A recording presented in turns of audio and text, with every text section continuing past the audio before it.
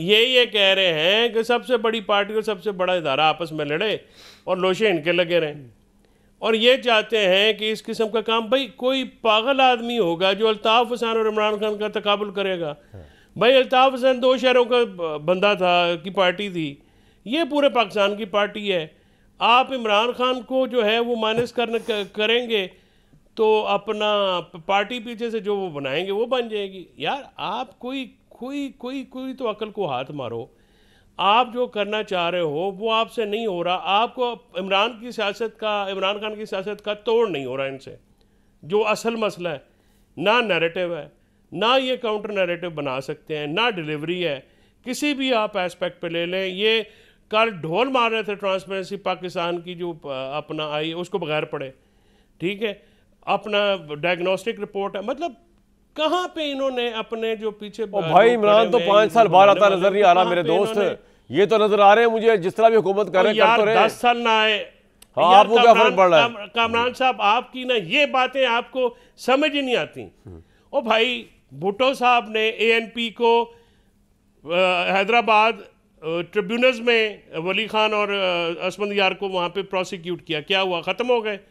ज़ियाउल हक ने भुट्टो के साथ क्या क्या नहीं किया और पीपल्स पार्टी के साथ ख़त्म हो गई। मुशर्रफ साहब ने खत्म हो गई, जब तक अगर बेनज़ीर ना होती तो खत्म नहीं थी पार्टी उनकी। इमरान की तो कोई पास तो कोई बेनज़ीर नहीं, कोई पॉलिटिकल लेगेसी नहीं, ये राजे महाराजे ये तो नहीं पार्टी चला सकेंगे। आपने जो मिसालें दी हैं कामरान साहब, आपने जो मिसालें दी वो मिसालें ही गलत हैं। और भाई वो एग्जाइल में थी, जब आई तो पीपल्स पार्टी ने फिर 5 साल इक़्तिदार किया। और सर वो थी तो सही ना, जब भुट्टो साहब का नाम लेवा तो कोई था ना। इमरान का नाम लेवा कौन है सियासी तौर पे? ये राजे फुकराज महाराज पत्थर ये तो नहीं है। आपको समझ नहीं आती।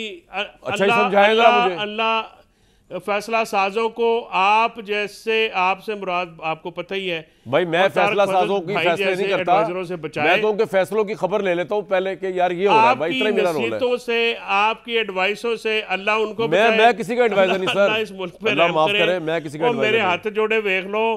नहीं सर, मैं तारीख का स्टूडेंट हूं, मैं आपसे सवाल ये पूछ रहा हूं। मेरी बात सुने, रोटी दिलवाते हैं अभी नहीं है, महंगाई खा गई, कोई बात नहीं, अगर नहीं है मेरी बात सुने, इतना इमोशनल है। मैं बताऊं आपको, कोई ऐसा मसला नहीं है। अगर लोग इतने मर रहे होते ना महंगाई से, भाई मैं उनमें से हूं, मैंने इमोशनल होना है, मैं तो अपनी बात करूंगा। भाई मेरी बात तो सुन ले, अशराफी हैं, और मेरी जान मेरी बात तो सुन ले, मेरी बात सुन ले मिस्टर अवाम, मेरी बात तो सुन ले।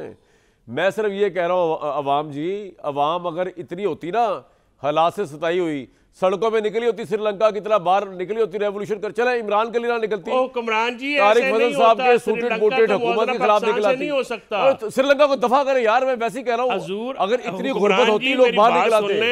हुक्मरान जी मेरी बात सुन लें। हुक्मरान नहीं, मैं आप लोगों को ये आप लोगों को आप चाहते हैं कि लोग बाहर निकले और अनारकी हो, फिर हम कुछ करें। यार मैं कह रहा हूँ स्टेबल चल रहा है मामला, लोगों को निकलने की जरूरत ही नहीं बाहर। मैं ये कह रहा हूं आपको। ओ भाई कौन सा स्टेबल चल रहा है ना? अभी आप मुझे बताएं, आप कह रहे जी लॉ एंड ऑर्डर में जी गवर्नर आज लगाएंगे अगर वहां पे ये मामला ना हुआ। अच्छा मुझे ये बताएं, तारिक फजल चौधरी की जो प्रोविंशियल चैप्टर है और पीपल्स पार्टी का जो प्रोविंशियल चैप्टर है और बाकी जमातों के जितने भी वहाँ पे रिप्रेजेंटेटिव हैं, उन्होंने उस लामिया पे दस्तखत किया। वो PTI का अकेला लामिया। आपका लुबे-लुबाब ये है कि ये हुकूमत की कमी है और इमरान खान की सियासत का तोड़ नहीं हो पा रहा। ठीक है, आपका लुबे-लुबाब सारा ये है, नहीं हो रहा, और आप कह रहे हैं कि नहीं हो रहा और अवाम सफर कर रही है। अवाम सफर कर रही है। आमिर इलियास राणा साहब और अवाम की तबाही निकाल दी इन्होंने।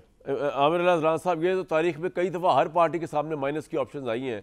तो अगर फैसल चौधरी साहब ये कह रहे हैं कि यार ये तो आती रहती है, ये कौन सी इतनी बड़ी बात है, जिस तरह नवाज शरीफ साहब वापस कम बैक हो गया, बेनज़ीर साहब कम बैक हो गया, हालांकि मैं समझता हूँ there is a difference between the to.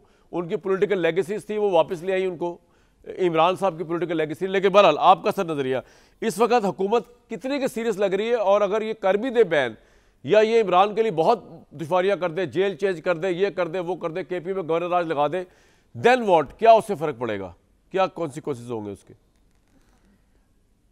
मैं इससे पहले, अगर मैंने फिक्रा सही सुना था, मैं आपके दफ्तर में दाखिल हुआ, आपने नवाज शरीफ के 5 प्यारों के नाम लिए थे? जी लिए थे। अच्छा मैं आपको नाम बता देता हूँ, वो 5 प्यारे, क्योंकि मैंने नाम कुछ और सुने थे। वो थे चौधरी निसार अली खान, राना नज़ीर अहमद खान, मलक नईम, सदीक कांजू मरहूम और सतार लाले का मरहूम। अच्छा सर एक मिनट, वो जंग में खबर लगी थी 5 प्यारों की, उसके अंदर चौधरी मैं आपको बता रहा हूं, मैं आपको 5 प्यारों का बता रहा हूं, चौधरी निसार, इन 3 का मैं याद है। नहीं सर, नहीं सर, चले मैं भी चेक कर लूंगा यार राणा साहब, एक तो आप आगे निकले उससे। हाँ जी बिल्कुल, नहीं मैं बता रहा हूँ।